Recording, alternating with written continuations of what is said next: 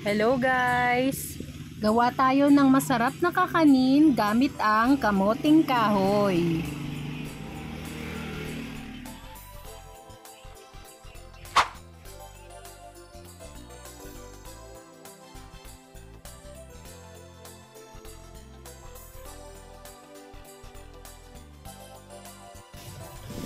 Dito po tayo namamalengke sa Commonwealth Market at bumibili tayo ng kasaba na isang sako.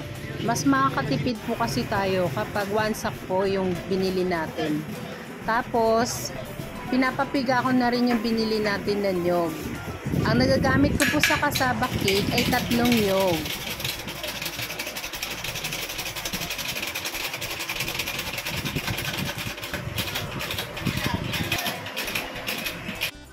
Ayan po, pauwi na po tayo. Pagdating ko po sa bahay, agad pong binalatan ni Daddy yung kamoting kahoy. Kasi po may order po tayo ng time na yan. Kung gusto nyo po ng ganitong mga video, please like and subscribe to our YouTube channel. Thank you and God bless! Tips lang po, sa pagbabalat po ng kamoting kahoy, mas maganda po na sagadin nyo. Kasi po may first layer ito, yun yung brown, tapos yung second layer naman yung white. Tanggalin nyo rin po yung white layer na balat. After po, huhugasan naman natin. At kapag malinis na, maaari na natin itong i-grind. After pong i-grind, papatuloyin naman natin ito for 30 minutes. Kung wala po kayong ganito, pwede din po kayong gumamit yung pang-grater ng cheese. Ito na po yung 1 kilo ng grated na kasaba. Maglalagay tayo ng 300 grams ng wash sugar. 1/2 tablespoon ng rock salt, pang balance ng tamis. 205 grams ng evaporated milk. At ang last, ang 900 grams ng pangalawang gata. Hahaluin lang natin ito hanggang sa mag-well combine na.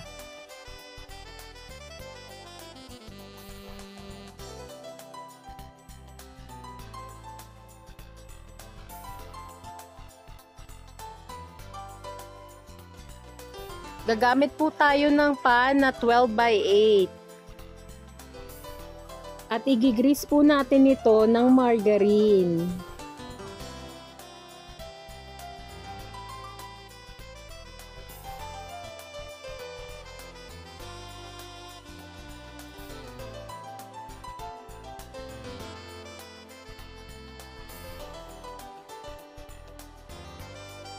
Ita-transfer na po natin ang ating kasaba mixture.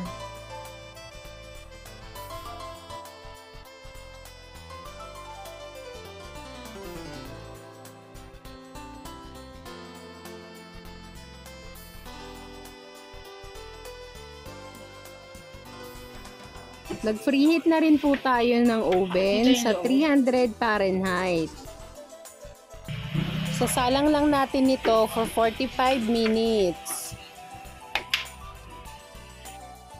Tapos sinunod ko na rin salang yung sa malaking tray.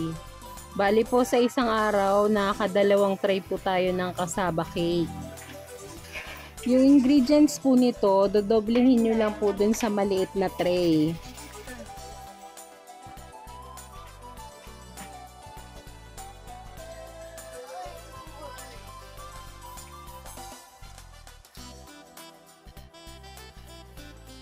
Gagawa naman tayo ng pang-toppings. Kailangan lang natin ng 1/4 cup ng condensed milk, 3/4 cup ng kakang gata.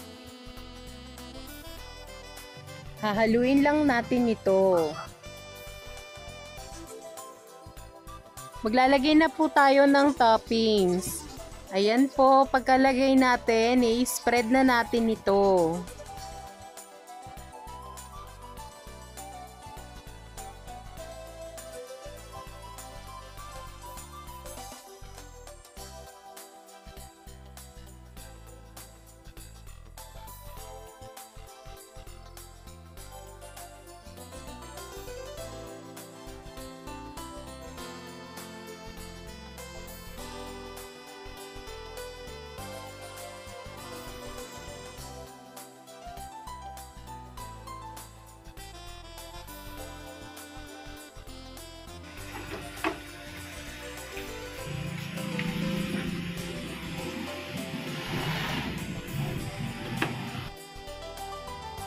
Isasalang naman natin ito ng 30 to 45 minutes.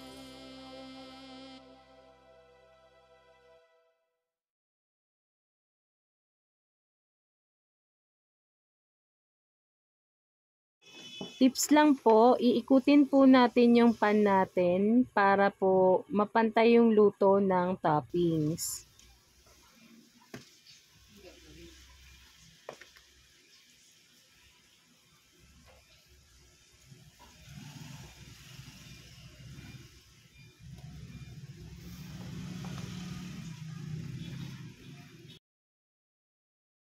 Kung gusto nyo po ng ganitong mga video, please like and follow our FB page. Maraming salamat!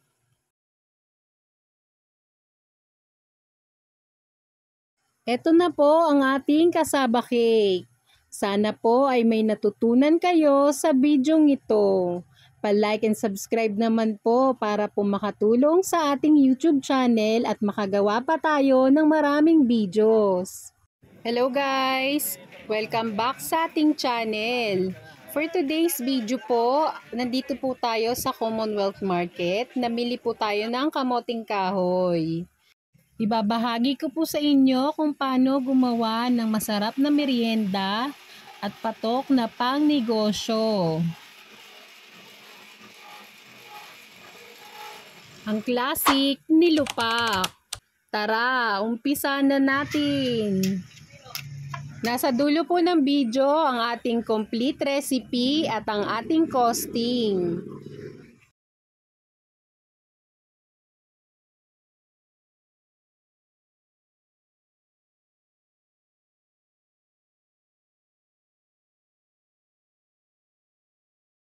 Ito na po yung napamili nating kamoting kahoy.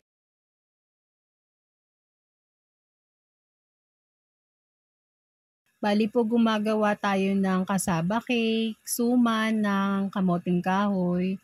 At ngayon po ay ibabahagi ko sa inyo yung paggawa ng nilupak.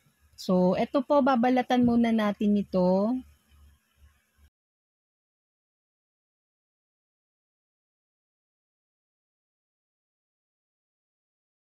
After po nating mabalatan ng ating kamoting kahoy, ilalagay muna po natin ito sa balde na may tubig para po hindi po ito mangitim. After naman po, huhugasan natin ito sa running water.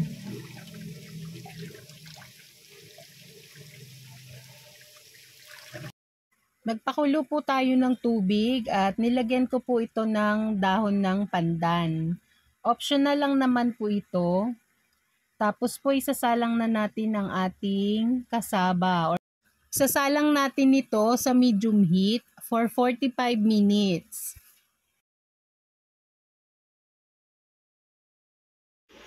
At after 45 minutes po, eto na po ang ating kasaba. Luto na po ito.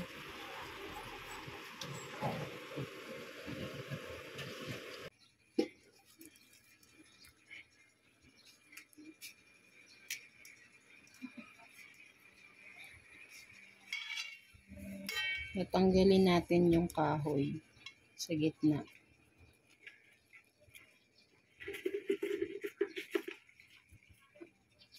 Kung gusto niyo po ng ganitong mga video, please like and subscribe to our YouTube channel. Thank you and God bless! Gagamit po tayo ng pang-grate ng cheese. I-grate muna natin yung ating nilagang kamoting kahoy.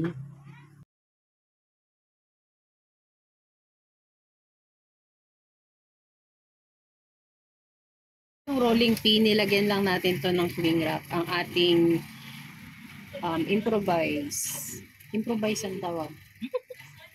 Pangbayo. Ganyan. O, diba? Okay.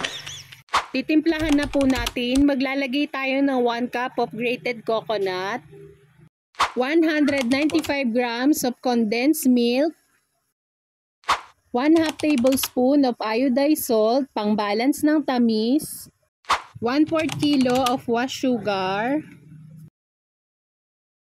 4 tablespoon ng margarine,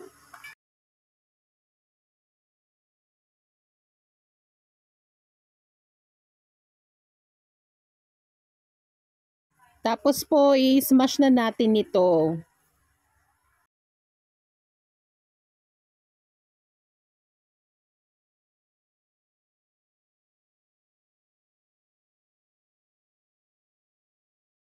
Ayan po, kapag binabayo ko po yung mga ingredients, nilalagay ko naman sa gitna yung nasa gilid ng ating bowl.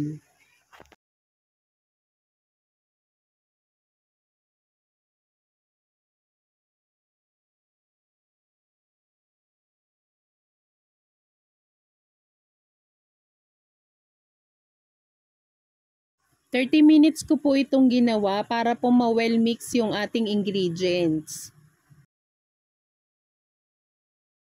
Sa ating pan na 12x8, naglagay po tayo ng malinis na dahon ng saging. Tapos nag-brush lang tayo ng margarine. Ilalagay na po natin ang ating nilupak. Sana po ay may nakuha kayong idea sa bidyong ito. Please like and follow our FB page. Maraming salamat! At kapag nilagay na po natin lahat ng ating nilupak sa ating tray, ipaplat naman po natin ito.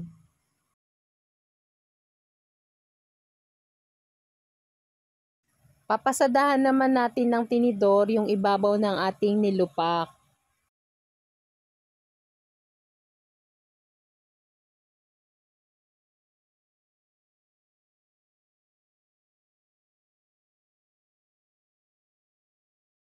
After naman po, i-slice natin ang ating nilupak. Ginagawa ko po ito para kapag o-order si customer, ibigay na lang po tayo ng bigay. Para po may idea kayo, ang bentahan ko po nito ay 15 pesos per slice.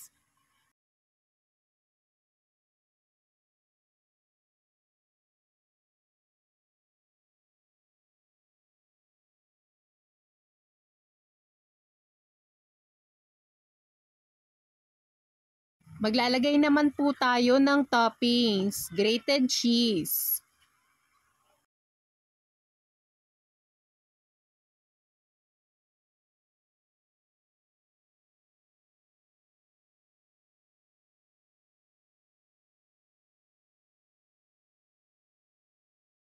At eto na po ang ating nilupak. I-display na po natin ito sa ating estante. At para po sa complete recipe, eto po.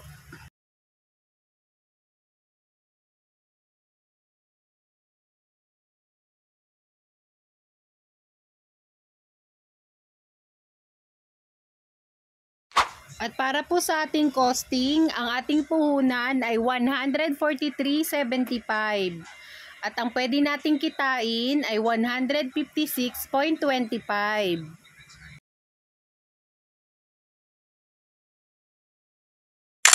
Thank you for watching!